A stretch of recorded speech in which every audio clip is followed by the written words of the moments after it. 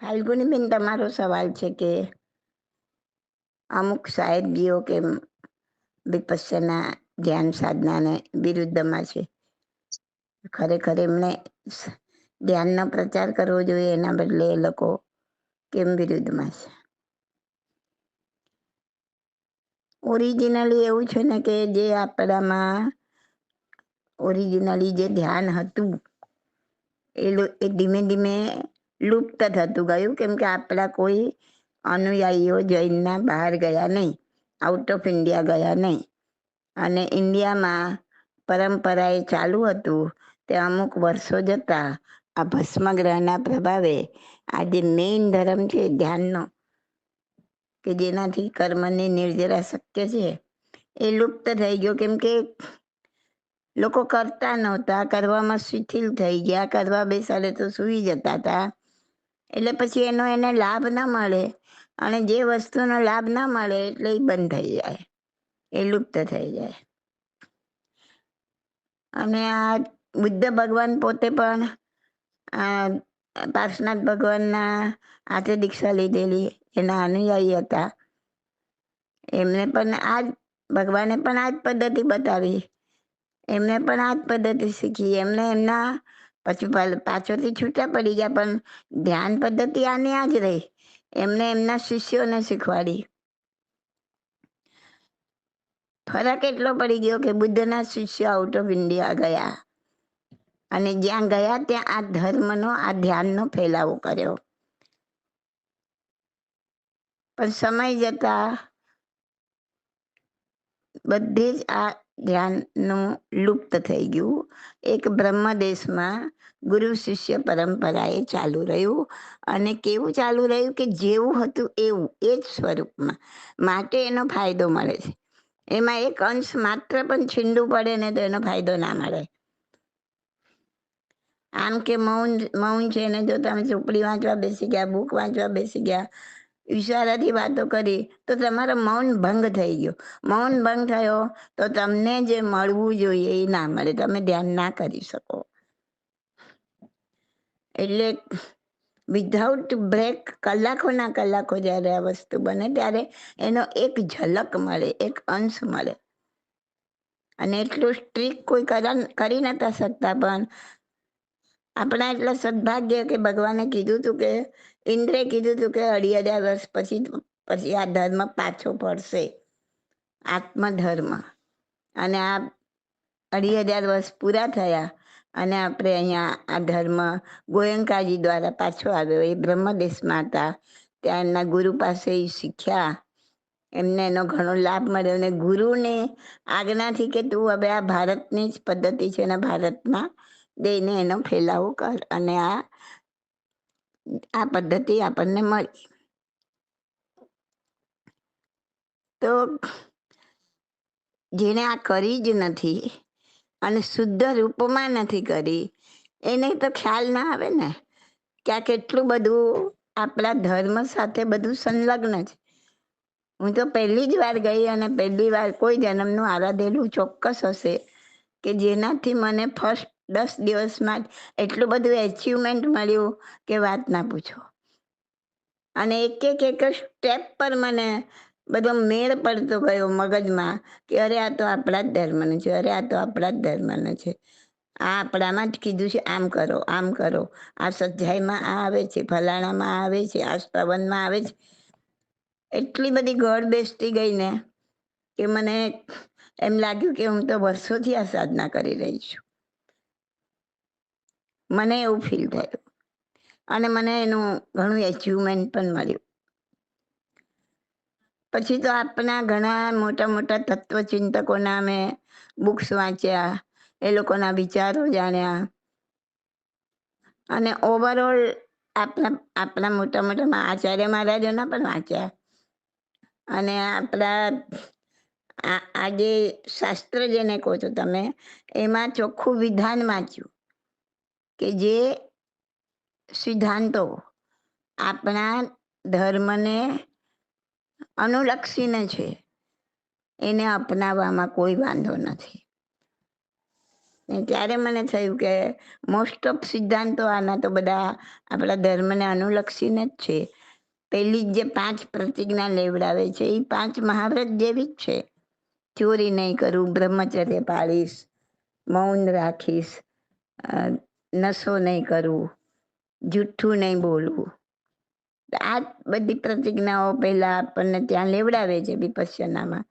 અને સાહેબજીઓ પણ આ જ બધી પ્રતિજ્ઞાઓ લે છે અને પાળે છે જીવનભર. તો મૌન તો આપણા મોટા મુખ્ય ધર્મ કીધો છે. અને એવું મૌન કે જે અત્યાર સુધી એમ જ માનતા હતા કે આપણે બોલીએ નહીં એટલે મૌન, પછી બધું લખીને કહીએ તો બી ચાલે ને ઈશારો કરીએ તો બી ચાલે. એ ત્યાં ગયા પછી ખબર પડી કે ઓહો, મૌન તો આ છે, આર્ય મૌન આને કહેવાય. ઈશારાથી પણ વાતો નહીં, કોઈની સામે જોઈને પણ વાતો નહીં, જોવાનું જ નહીં. ટોટલી દુનિયાદારી સાથે સંબંધ કાપી નાખવાનો. નો મોબાઈલ, નો પેપર જ નથી, કોઈની જોડે વાતચીત પણ નહીં.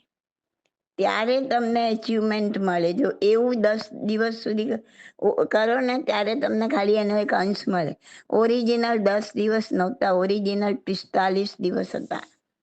અને અંદર ઉતરતા ઉતરતા ખ્યાલ આવ્યો કે આ જ ઓરિજિનલ ઉપદાન. 45 દિવસ સુધી આ રીતના દુનિયાદારીથી ટોટલી સંબંધ કાપીને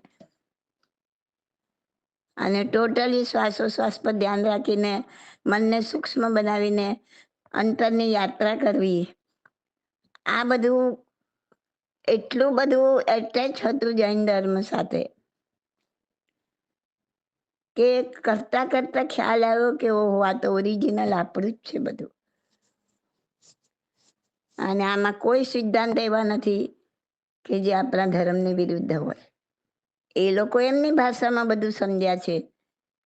પદ્ધતિ આ જ છે, પદ્ધતિમાં કોઈ ફરક નથી.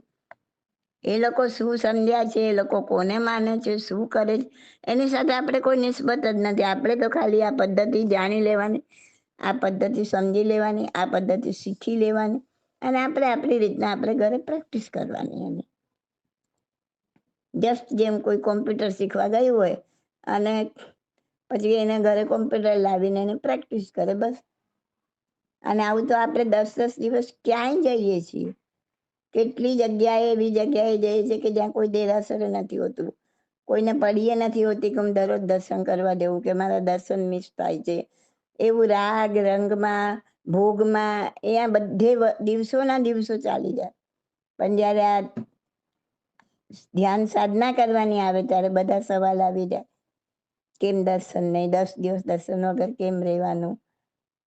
અરે અંદર જે અંતરાત્મા બેઠેલો જે પરમાત્મા, એના દર્શન કરવાના છે. આ એક જ ભાવ છે કે જેમાં આ સગવડ મળે છે, આ શક્તિ મળે છે, આ વસ્તુ થઈ શકે છે. એ નહીં કરો તમે તો ક્યારે કરશો? એના માટે ભગવાને એ જ કર્યું ને, દુનિયાદારી સાથે પૂરો સંબંધ કાપીને જંગલમાં જતા રહ્યા.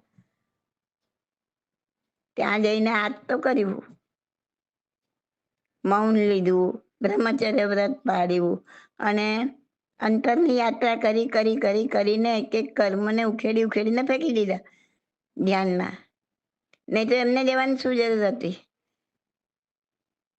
એ તો રાજાના કુંવર હતા, બધી સગવડ મળતી હતી. એમને એકાંત બી મળતું હતું ને એક રૂમ બી મળતો હતો, બધું મળતું હતું. આખો આખો મહેલ મળતો હતો. પણ છતાં જો દુનિયાદારી સાથે સંબંધ ચાલુ હશે તો આ સાધના એનું ફળ નહીં આપી શકે. અને જેનું ફળ ના મળે એ વસ્તુ છૂટી જાય. તો એમના જીવન સામે જોઈએ તો પણ ખ્યાલ આવે. ભગવાન જે 12 તપ સમજાવીને ગયા છે એમાં ધ્યાન અને કૌશક 11મું ને 12મું તપ. બાહુબલીનું ઉદાહરણ લો તો બાહુબલીએ 12 મહિના સુધી એક જ જગ્યાએ ઉભા રહીને કેવું ધ્યાન કર્યું, શું કર્યું? ત્યાં દેરાસર હતા, ઉપાશ્રય હતા, ક્યાંય જવાનું હતું, આવવાનું હતું, કાંઈ જ નહીં. તો આ ધ્યાન પદ્ધતિએ જ એના કર્મો ખપાવ્યા ને એને મોક્ષ મળ્યો ને. અને મને મોક્ષ જોઈએ છે એ ભાવનાથી પછી ત્યાં સ્થિર થયા ને. તો વસ્તુ સ્થિતિ સમજવાની જરૂર છે કે જે સાચી વસ્તુ આપણા હાથમાંથી ચાલી ગઈ છે એ આપણે આ રીતના આપણને મળી છે, આપણા ધર્મને સંગત છે, એની એની પદ્ધતિ તો આપણે ખાલી પદ્ધતિ અપનાવવાની છે બસ. એ લોકોનો ધર્મ નથી અપનાવવાનો. અને જો ત્યાં ગયા પછી એમ કહેતા હોય કે તમે 10 દિવસ માટે પણ આ બૌદ્ધ ધર્મ અંગીકાર કરો કે 10 દિવસ માટે આ બુદ્ધ ભગવાનને પગે લાગો, તો હું કહીશ કે ના ભાઈ આપણે ત્યાં નથી જવું, આપણે ઘરે બેસી રહો. પણ એ કોઈ વાત જ નથી, કોઈ વાત નથી, ખાલી આત્માની વાત છે. આત્મા પછી કર્મની નિજરા કેમ કરવી એ વાત છે, કોઈ વાત જ નથી. કોઈને પગે લાગવાનું નથી કહેતા, કોઈને વંદન કરવાનું નથી કહેતા, તમારા આત્મા બસ એની સાથે તમે એટેચ રહો. તમારા શરીરમાં શું બની રહ્યું છે એના પ્રત્યે જાગ્રત રહો. આ જાગ્રતતા તો ધર્મ છે. પણ જેણે આ કર્યું જ નથી, આ વિધિ શીખ્યાય નથી અને આ વિપશ્યના સાધના કરી જ નથી, એ લોકો નથી જાણતા. એ લોકો નથી જાણતા કે આનું કેટલું બધું એચિવમેન્ટ છે.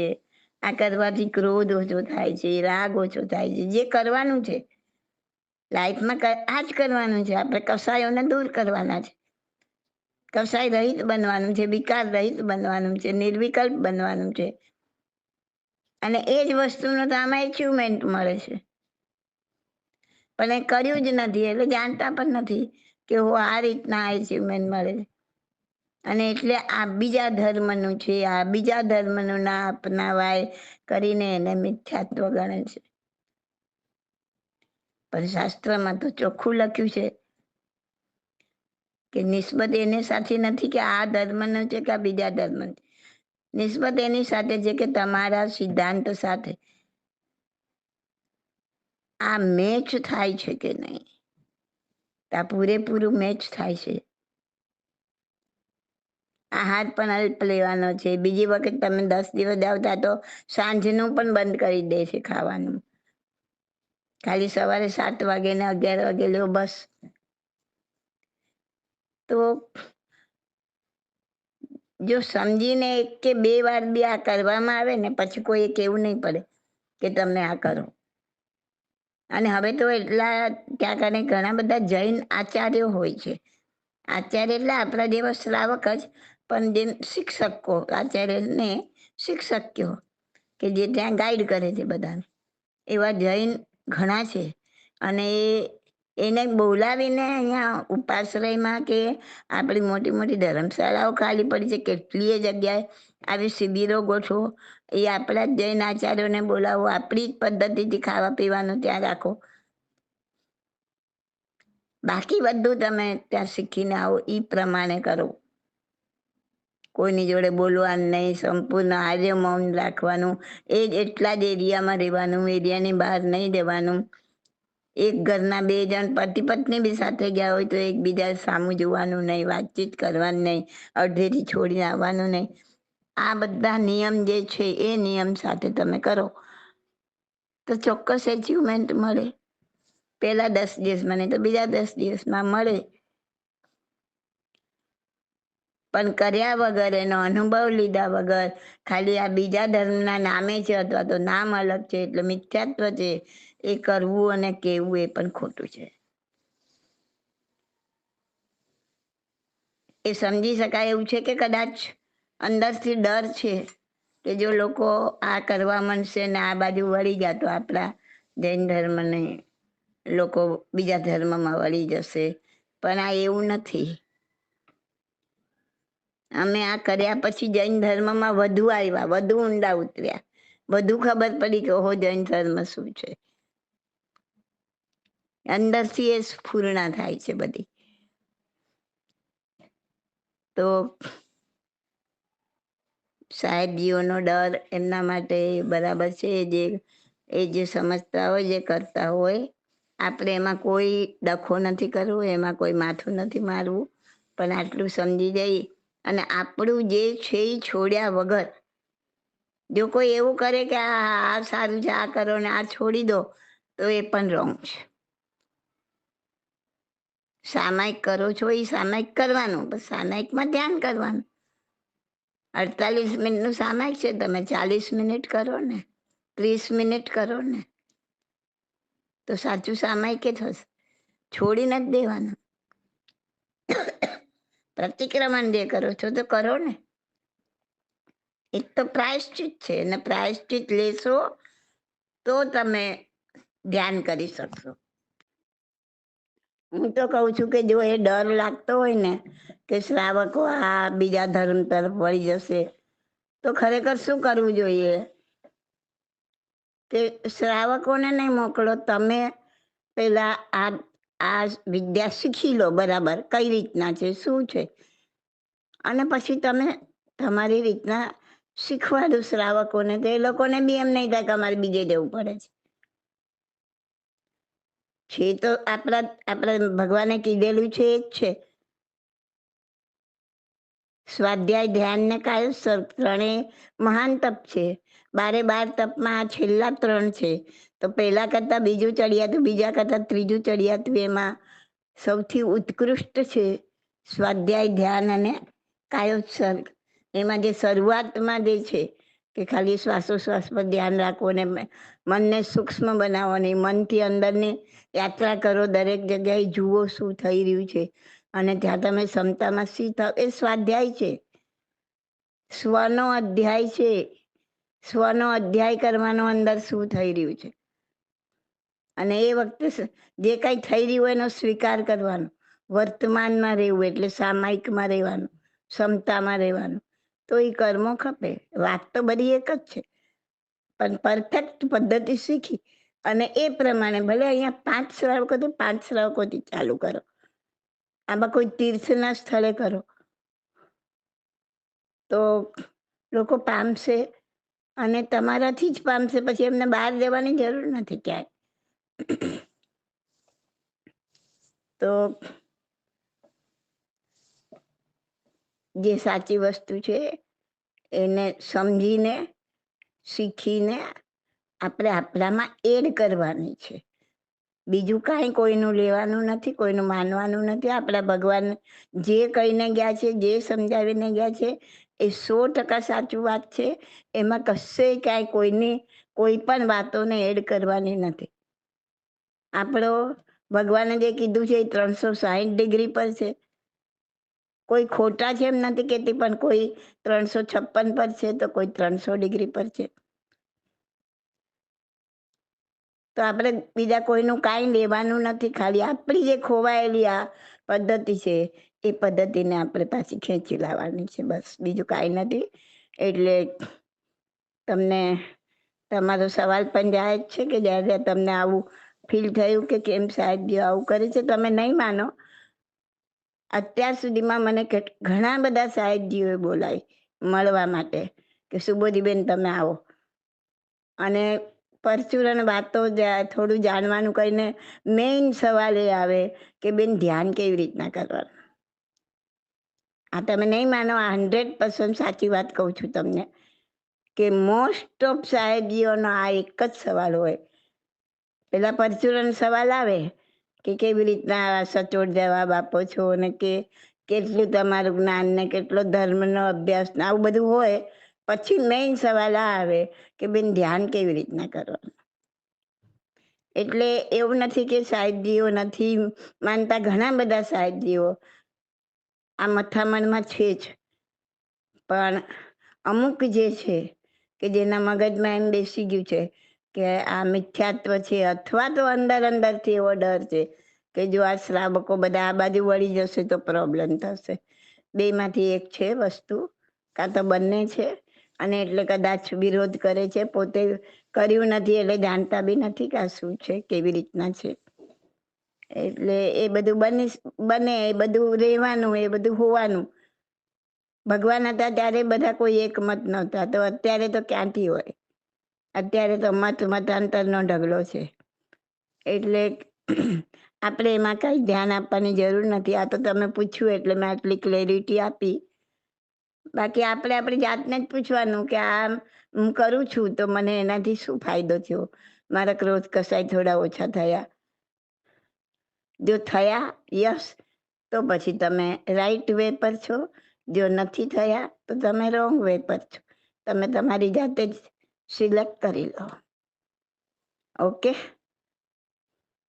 This audio is by Subodhi Masalia. My contact number is 885008